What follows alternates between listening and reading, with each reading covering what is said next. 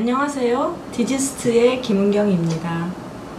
여러분들의 경환 바이오 유스 캠프 방문을 환영합니다. 저는 식욕을 조절하는 뇌의 역할에 대해서 오늘 소개해 드릴 건데요. 식욕은 우리의 식사량을 직접적으로 조절함으로써 몸무게를 결정짓는 데 매우 중요한 역할을 합니다. 보통 비만을 과다한 체지방을 가진 상태라고 이해하는데, 의학적으로 비만은 체중을 키의 제곱으로 나눈 체질량 지수, 바디매스 인덱스 BMI 값을 기준으로 정의합니다. BMI 30 이상을 비만, 25 이상이면 과체중, 18.5 이상 25 미만은 정상에 해당합니다. 한국을 포함한 아시아에서는 BMI 25 이상을 초기 비만, 30 이상을 고도 비만으로 그 기준을 하향 조정해서 정의합니다. 예를 들면 키 160cm에 체중 65kg의 사람인 경우 BMI가 25.4로 초기 비만이라고 할 수 있습니다. 세계보건기구 WHO의 통계에 따르면 세계 성인 인구 13%에 해당하는 약 6억 명 이상이 비만이고, 2000년 이후로 과체중 인구가 폭발적으로 증가되면서 현재 미국의 경우 성인 인구 70% 이상, 한국도 35% 정도가 과체중인 것으로 집계되고 있습니다. 비만의 원인으로는 불규칙한 식사 습관, 운동 부족 또는 유전적 이유로 생긴 에너지 불균형이 주 원인인데요. 비만은 고혈압, 암, 뇌졸중, 심혈관계 질환의 합병증을 유발할 수 있고, 특히 당뇨의 중요 위험 인자로 작용합니다. 비만이 가져다주는 이러한 합병증 때문에 때로는 목숨을 잃기도 하는데요. 전 세계적으로 비만으로 인한 의료적, 사회적 비용이 어마어마하기 때문에 이에 대한 치료제를 개발하고자 많은 노력들을 해오고 있습니다. 하지만 현재 치료제가 가지고 있는 혈압 상승, 돌연사를 포함하는 여러 부작용 때문에 앞으로 보다 개선된 치료제의 개발과 이를 위한 연구가 필요한 상황입니다. 지방세포에서 만들어지는 렙틴은 마르다라는 뜻을 가진 호르몬으로서 그 유전자가 1994년에 처음 발견됐는데요. 이 유전자 이름이 붙여진 이유는 유전자 조작을 통해 렙틴이 없는 쥐를 만들었을 때 이 쥐가 정상 쥐에 비해 뚱뚱한 체형을 나타내었기 때문입니다. 이후 쥐뿐만 아니라 실제 비만인 사람들에서 렙틴 유전자에 이상이 있다는 것이 밝혀졌습니다. 하지만 사람의 경우 렙틴 유전자의 이상, 즉 렙틴이 없어서 비만이 되는 경우보다는 오히려 비만인 사람의 혈액에서 렙틴의 농도가 높아져 있는 경우가 많습니다.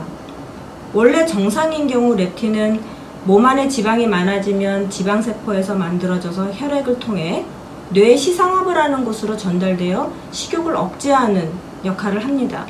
하지만 많은 비만 환자들의 경우 오히려 렙틴이 많이 만들어지긴 하는데, 뇌에서 렙틴의 역할을 제대로 하지 못하는 렙틴 저항성이 생겨 식욕을 억제하지 못하게 됩니다. 결국 몸에 지방이 많음에도 불구하고 식욕이 억제되지 못하고 계속 먹게 되어 비만을 극복하지 못하게 되는 거죠. 따라서 비만 치료제 개발을 위해서는 식욕을 조절하는 인자가 무엇이고, 그리고 그러한 인자들이 어떻게 식욕을 조절하는지에 대한 이해가 매우 중요합니다. 우리 몸의 에너지 상태를 감지하여 얼마만큼 먹을 것인지를 결정하는 일은 뇌에서 시상하부, 하이포탈라머스라는 곳에서 이루어집니다. 시상하부는 간내의 한 부분이며 식욕이나 체온 및 자율신경계를 조절하는데요. 이러한 뇌에서 조절되는 식욕은 자세히 살펴보면 종류도 다르고 뇌에서 조절되는 부위 또한 다릅니다. 따라서 뇌에서 식욕을 조절하는 현상은 생각보다 매우 복잡하게 나타납니다. 우선 우리가 평소에 어느 정도 일정한 체중을 유지할 수 있는 것은 식사량으로 조절되는 에너지 섭취와 운동량으로 조절되는 에너지 소비 간의 균형을 맞추려는, 즉 항상성 유지 기능이 뇌에 있기 때문인데요. 이러한 항상성의 유지는 어떻게 가능할까요? 이것은 늘어난 지방량을 감지하여 지방 조직이나 내장에서 분비되는 렙틴 또는 CCK와 같은 물질들이 뇌 시상하부 신경세포에 전달되고, 이 신경세포가 뇌간의 NTS라는 부위에 신호를 전달하여 뇌간에 연결된 자율신경계를 통해 식욕을 조절하게 됩니다.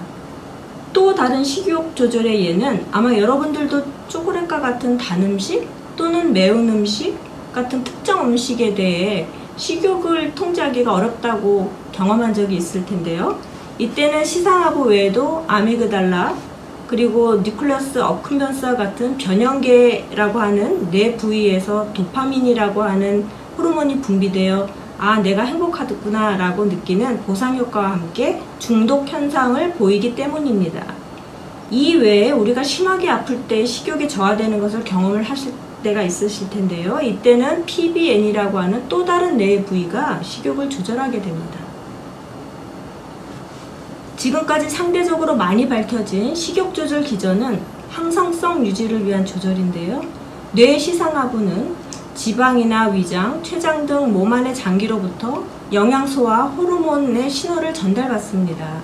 예를 들어 음식물 섭취로 몸 안에 지방이 많을수록 만들어지는 렙틴이나 인슐린은 시상하부로 전달되어 식욕을 억제하기도 하고, 공복 시에는 위에서 분비되는 그렐린 호르몬이 시상하부로 전달돼서 반대로 식욕을 올리는 역할을 합니다.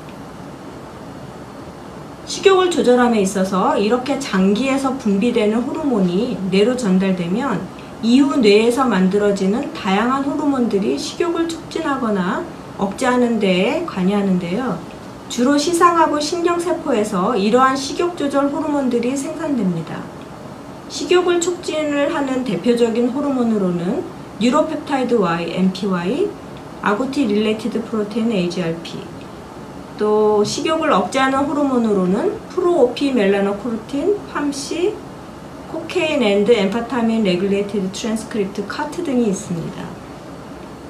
앞서 말씀드린 항상성 유지를 위한 식욕 조절에는 시상하부 내에 서로 다른 신경세포에서 만들어지는 신경펩타이드 호르몬의 종류에 따라 식욕을 반대로 조절하게 되는데요. 예를 들면 영양이 충분할 때 분비되는 인슐린과 렙틴은 NPY, AGRP 신경호르몬을 만들어내는 신경세포와 팜시카트를 만들어내는 신경세포막에 있는 수용체와 결합해서 NPY, AGRP 양은 적게, 팜시카트 양은 많이 만들게 해서 이들 신경펩타이드들이 다른 부위의 신경세포를 활성화시키거나 억제하게 됩니다. 이러한 신경세포들의 활성 변화가 우리 신체의 장기에 도달하게 되면 포만감을 느끼게 되어 식욕을 낮추고 에너지 소비는 올라가게 됩니다. 결국 음식을 섭취를 한 이후에 몸 안에 증가된 에너지를 감지해서 식욕을 억제하여 들어오는 에너지 양을 줄이고 몸 안에서의 에너지 소비를 늘림으로써 에너지 균형을 맞추는 것이지요. 이러한 식욕 조절에 대한 이해는 비만뿐 아니라 폭식증, 거식증과 같은 섭식장애 치료에도 중요합니다. 섭식장애는 자신의 신체에 대한 왜곡된 인식으로 정신질환과 신체적 합병증을 동반하기도 해서 더욱 어려운데요. 예를 들면 거식증 환자의 경우 본인의 모습이 실제보다 뚱뚱하다고 잘못 인식하고 있다는 것이 알려져 있습니다. 실제 MRI 분석에서 뇌의 선조피질 부위가 비정상적인 것을 확인한 바가 있습니다. 현대사회는 그 어느 때보다 외모 지상주의와 문화적 편견으로 비만과 섭식장애를 개인의 문제로 잘못 이해하는 경우가 많은데요.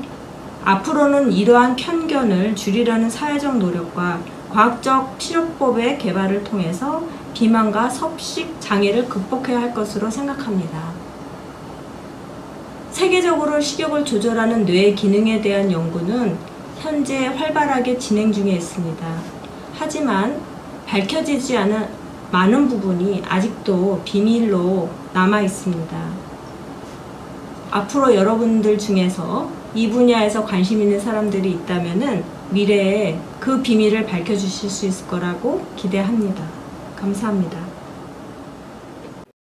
Good friend, KSMCB